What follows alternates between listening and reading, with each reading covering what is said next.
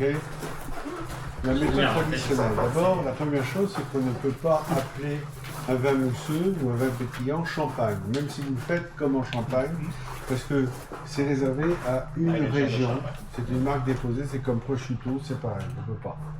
Donc, ce que je vais vous montrer, c'est ça. Voilà, ça c'est la première étape. C'est un ferment.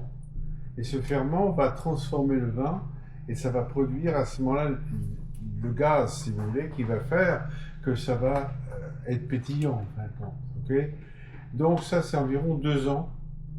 Et on tourne la bouteille d'un quart de tour pendant à peu près toutes les semaines, pendant à peu près 2 mois. Puis après, une fois tous les mois. Okay. Fait qu'il y a quelqu'un toutes les semaines qui se promène là et fait ça, comme... c'est la première étape. Jesus. Un bon vigneron peut faire 30 à 40 000 bouteilles. Il doit aller voir un ostéopathe après sûrement. Clairement. C'est comme un chirurgien. Ouais, exact. Donc ça c'est bien. Et là vous avez du blanc de blanc, chardonnay, brut. Et là c'est du pinot noir, un assemblage de pinot noir et de chardonnay. C'est notre rosé. Et tout à l'heure, sur la terrasse, on va vous proposer, si vous le souhaitez, vous pourrez acheter du vin rosé ou du vin brut de brut. Il y a aussi une chose qui est importante, c'est la première étape. Deuxième étape, vous allez prendre votre vin et vous allez le mettre comme ça. Donc tout le ferment va tomber ici. Et Veuve Clicquot avait inventé un système, c'était de refroidir le col. Alors une fois que le col est refroidi, vous sortez la glace de vin, si j'ose dire, et le ferment, vous retournez la bouteille et vous remettez le même vin.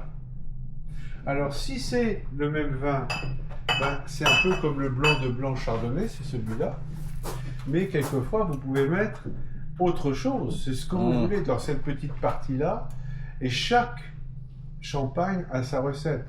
C'est pour ça qu'un Bollinger ne ressemble pas à un Cristal Rodor. Un Cristal Rodor ne change pas à un Laurent Perrier ou à une Veuve Clicquot. C'est que chacun, et nous aussi, on a notre secret. Et donc, par conséquent, quand vous goûterez la prochaine fournée, hein, vous allez voir, il aura un goût absolument délicieux parce qu'on a trouvé un mélange de vin formidable et on va faire notre nouveau champagne avec ça. Celui-là est déjà très bon, mais l'autre va être différent encore. Voilà. Donc ça, c'est ce qui fait la signature du vignoble, c'est quand vous avez des bulles qui ont des spécificités qui leur sont propres, et on fait ça suivant la tradition de la méthode champenoise. Voilà. Il y a tout le temps des questions, je suis fatigué avec ça, mais vous avez dit brut de brut puis blanc de blanc, c'est-tu la même chose? Non, pas du tout. Blanc de blanc, c'est surtout pour le chardonnay.